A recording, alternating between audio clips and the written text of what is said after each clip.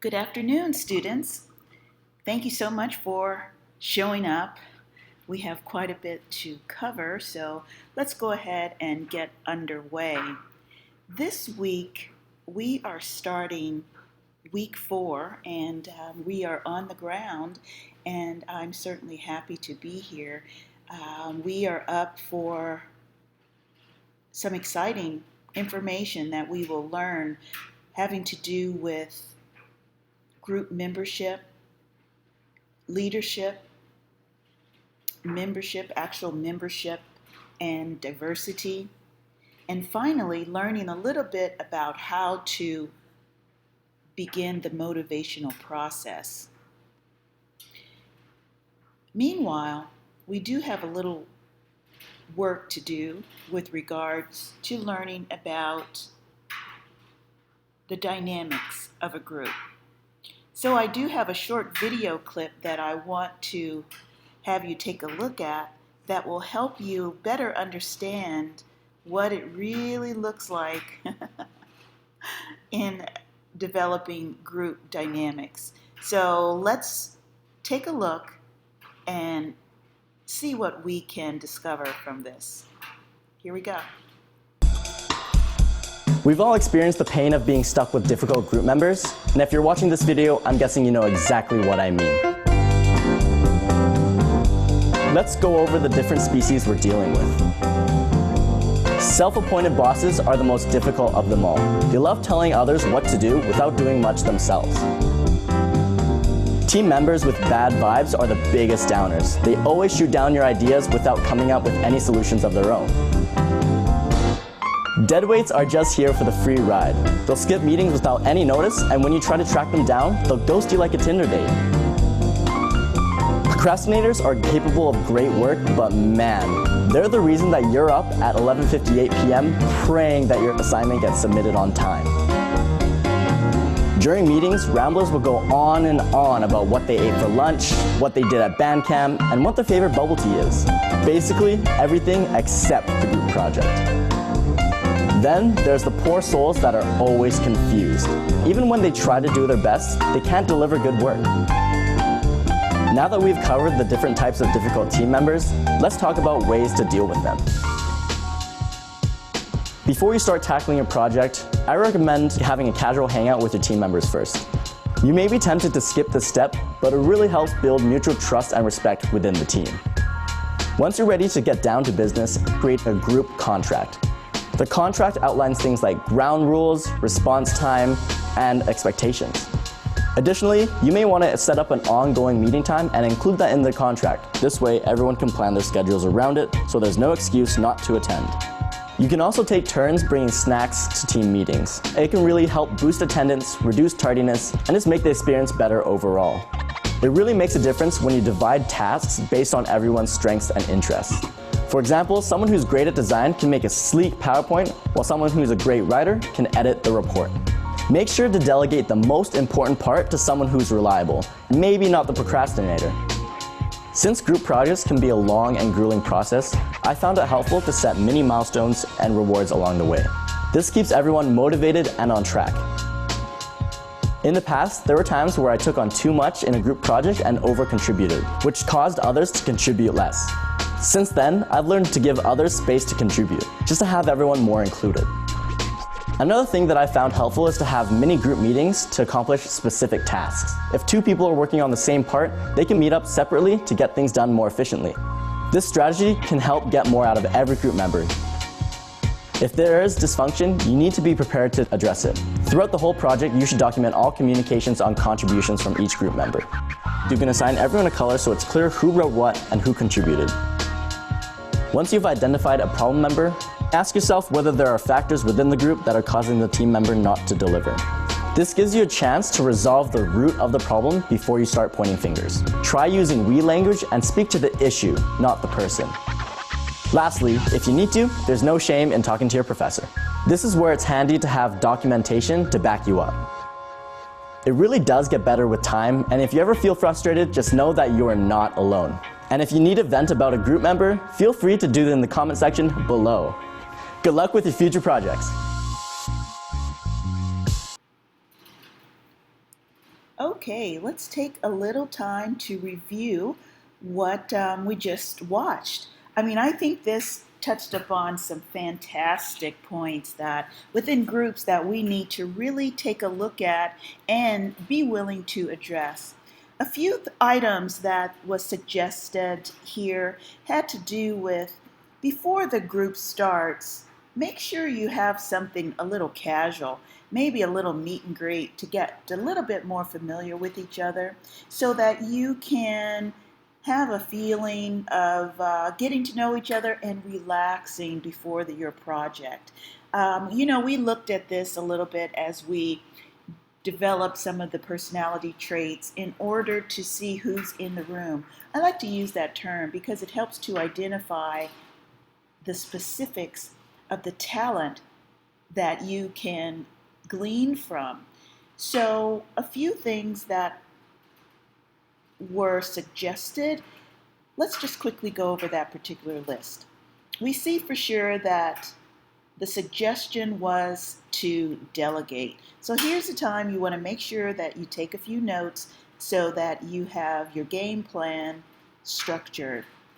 You need to put together that strategy. It's very important in developing strong team characteristics. So you want to delegate to those individuals that fit their traits and their talents, if at all possible. You might even go so far as to write this information down, color coded. I love that idea of color coding the responsibilities. You can use this throughout your note taking and making sure that individuals know how they're color coded. I think that's a great idea. Another idea is to really put together not only verbal contract, but something written as well, so that individuals have this resource to reflect back up on and to maintain accountability. The next area to consider is really maintaining structural milestones. Celebrate your small wins, okay? So you might not be able to sit down and start and finish, of course, the task in your first and second meeting. So celebrate some milestones over the way. Additionally, keep in mind, don't overcommit. Some of us have that tendency to do all the work because we want to make sure it gets done. But, in a team group environment, we need to make sure that you delegate those responsibilities and don't overcommit. Those that have those tendencies, such as those beaver traits and or true leaders, might try to take it on all themselves. But please remember, delegate. If you have certain projects that all the groups don't need to be involved with, it's okay to have some side meetings, maybe outside of the group, in order to accomplish some little mini group sessions. So one or two need to get together, and maybe if you're on the same team or sub team, you might have an opportunity to meet outside of the main group. That just really helps with being more efficient. Additionally, as we come across these different areas of personalities that have been listed here, you want to make sure that you address these areas of dysfunction that might occur within your group dynamics. We have a list of 6 different possibilities that may exist within the group. So you want to make sure that you're well aware of that, okay? So let's write those down. Okay, I think it's kind of comical, but it's very true about some of these personalities that might pop up in regard to the group dynamics. So, in our short little video clip, they were smart enough to indicate some of these possibilities. So, in your note taking process, let's be aware that there is the self appointed boss. I think if we've been in groups, we know that sometimes people overstep. The next characteristic that might surface might be that person that is kind of negative and possesses those bad vibes. Yeah, that does happen for sure. What about the rambler? The person that is so easy to get off task and decide to have some side conversations in order to seek that attention. Wow, yep, the rambler. Additionally, there is that individual that appears to be in a different place, often known as the dead weight. Beware of that individual. It does exist, however. What about the procrastinator? Yep, there are those of us that like to put off doing things until the last minute. But in the group dynamics, it can really be problematic. And then finally, this is so funny, the individual that seems to be always confused. They can't really stay on point. So, yeah, these are some areas that we need to be really familiar with that will and most often do occur within the team dynamics.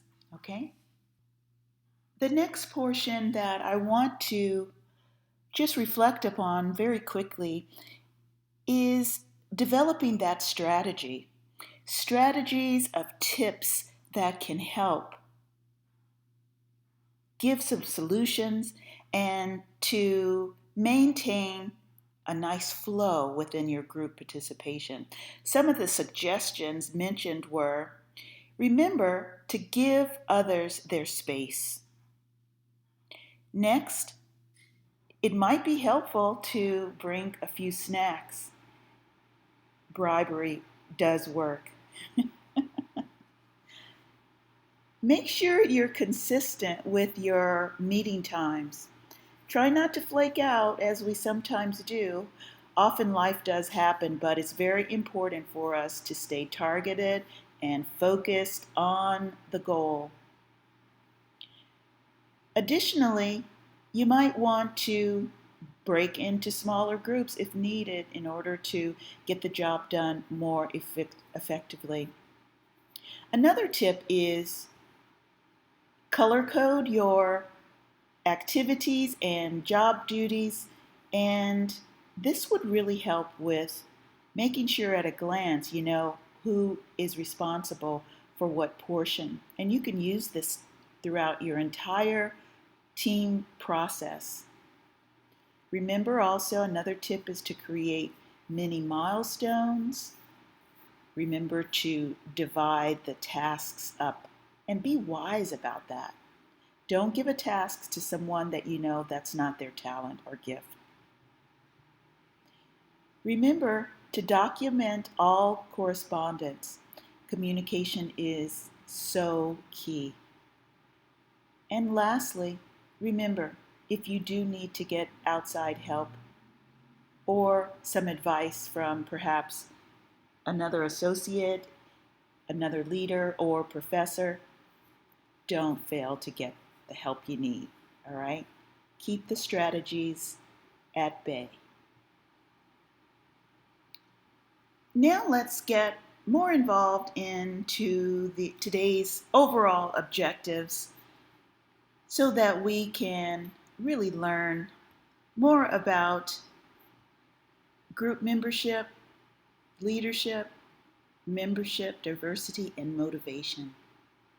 These are very key, as we all know, in how we interact with the group interaction. So let's keep that in mind. So we're going to focus today on identifying group roles and how they really impact group interaction. Additionally, we're going to evaluate how cultural dimension influences the effects within the groups. Moreover, we're going to identify obstacles so we can better understand others and how they may influence group communication. This is very key. Another area, we will learn how to assess communication apprehension. We've learned quite a bit about the apprehensiveness that we all tend to take on throughout our university career and professional career, that we have to learn those skills and how to overcome those issues so that we can really be better influencers within group interaction. Another area that we will investigate is we'll try to explain the role of the group leader in helping the group and how that leader helps to achieve that overall goal of the group.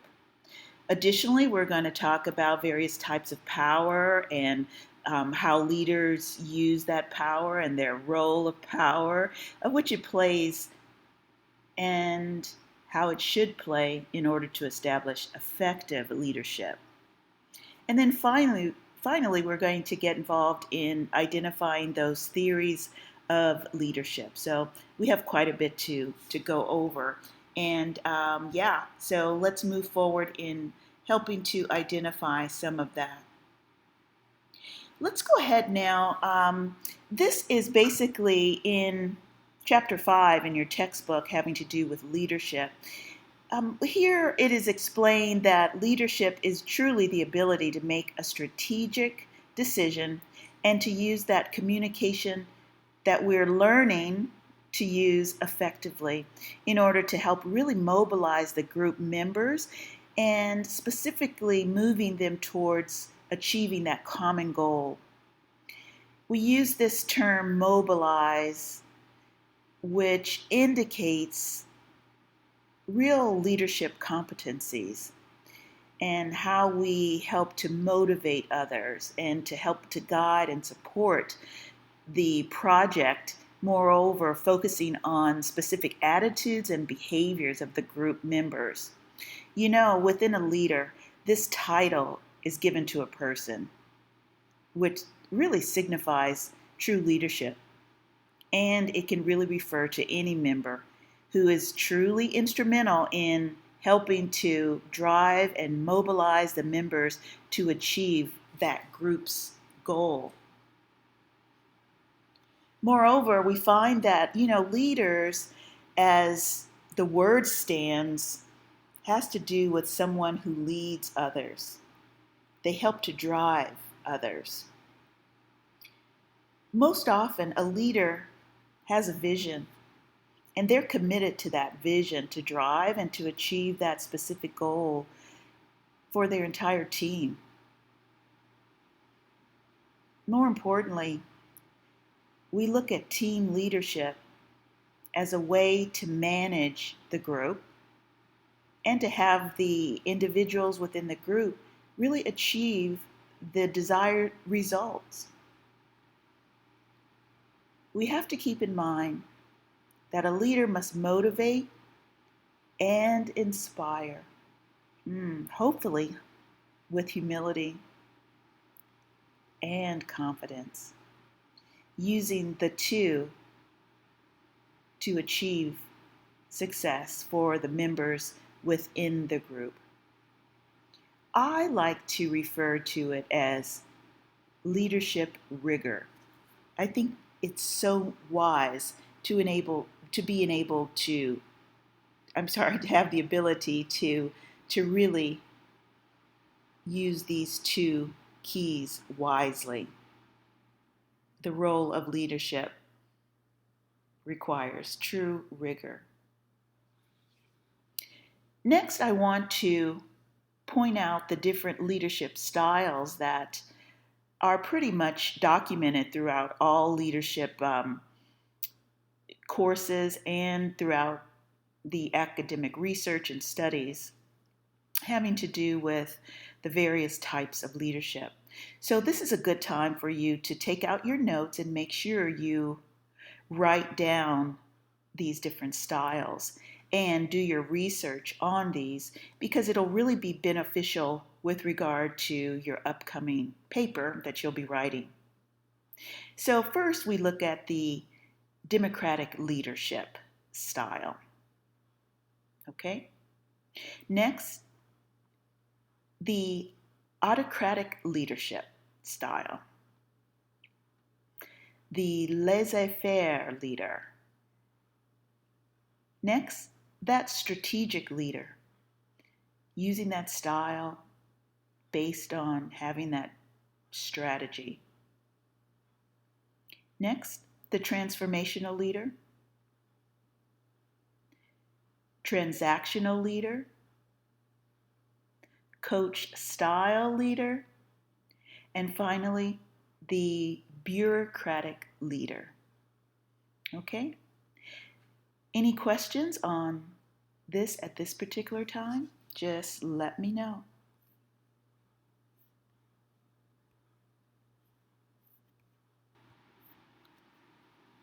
You know, we're always asked this question. Are leaders born? Well, I am of the belief that no, leaders are made. We need the skill set in order to be an effective leader. With that being said, we have to be willing to navigate through the course of developing true team leadership skills. Some of those skills and the skill set is pretty vast and it's ongoing. I think true leaders are always tweaking their style in order to be most effective. However, some of the key factors that are needed for this particular team leadership skill set, first and foremost, involves, having a clear communicator. We have to be clear of what we're saying and also be willing to get feedback to make sure that our team hears exactly what we're saying in the intent and with the intent that communication is being implemented into the group. We went through some of the types of leadership and the skills having to do with the personality traits and types, and we see that beaver was the one that tended to be really well organized. However, leaders have to rise to the occasion in order to be organized and have the self-confidence and follow-through that is really required as a true skill set. Most leaders are confident. They may not start off as being that confident, but I think it's the skill that the more responsibility that you're giving, and then you see that those areas are accomplished, it gives you that confidence. Another skill set is gaining respect of others. That comes from true follow-through, good communication, and how we honor others, whether it be in a group dynamic or in the business or workplace. Leadership involves being fair and kind. Additionally, being a person of integrity. This integrity is what others see, and it builds such self-esteem in having that specific leadership skill. The skill to influence others, and finally, the willingness to truly delegate. Remember, as we discussed earlier, don't overcommit. create small milestones, and be the leader that you're truly meant to be. And we do this by really developing that skill set of leadership.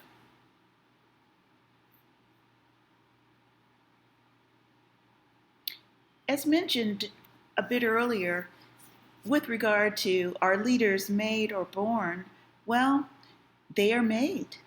They're made through learning, driving, and developing a style that embraces a unique model that has several factors that allow this leadership practicality to be ongoing. You know, within the model, of course, you have to have a group of members. You have to be able to send out a thorough message.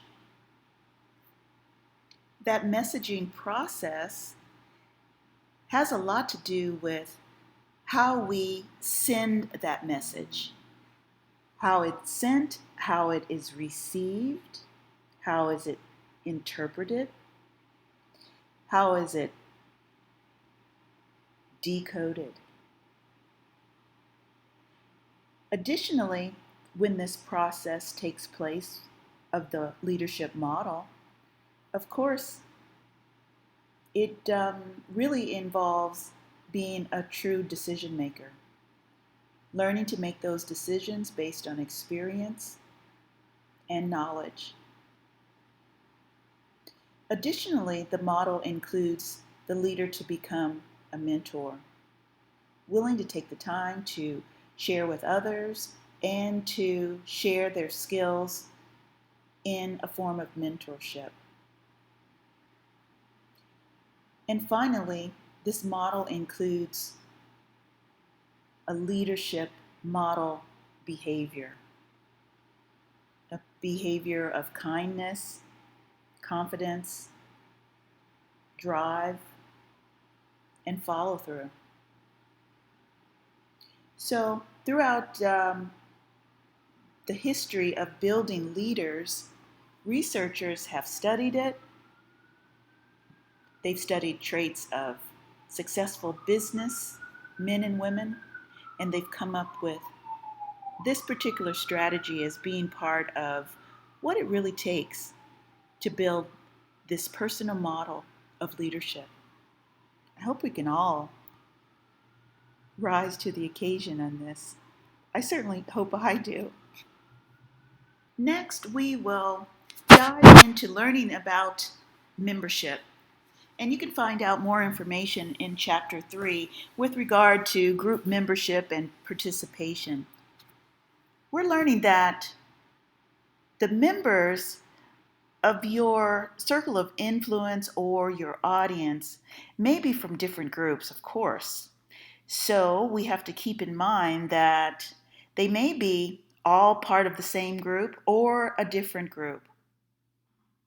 Group membership really describes a type of association with one, two, or several individuals. You know, it can be voluntarily where we're becoming a member. It can be a type of subscription to a membership, gym memberships, professional association memberships.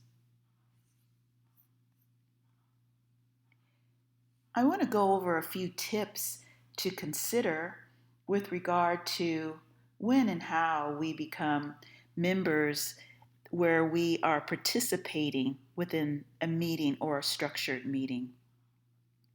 They're all pretty simple, but we have to be reminded to be able to use these different tips as we go on. Be on time, of course. Make sure when you do come into a meeting that you have the right mindset. Remember that one of the first steps to an effective meeting is how we participate, and timing is so important in today's society. Remember to listen and pay attention. Don't become distracted. Stay on point.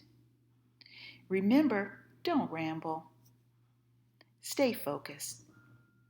Additionally, remain courteous, kind, and keep your temper in check. Be civil. Remember to support the leader of the group. Additionally, make others feel comfortable. Make sure you understand the goals and the true outcome as a member within a meeting and how you are participating and being committed to the long-term or short-term project. I hope these are helpful tips. Next, we're going to move into diversity. Very important part of group dynamics. So let's take a moment to refocus to the sense of diversity.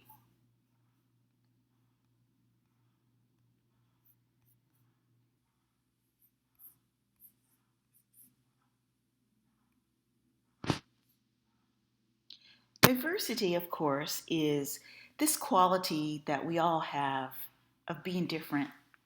You know, it exists in all groups, of course, and it includes so much of various nationalities and different races and ethnicities.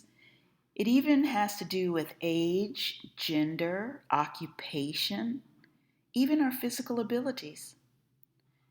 We've learned about personality traits and preferences, differences, diversity in religion and beliefs.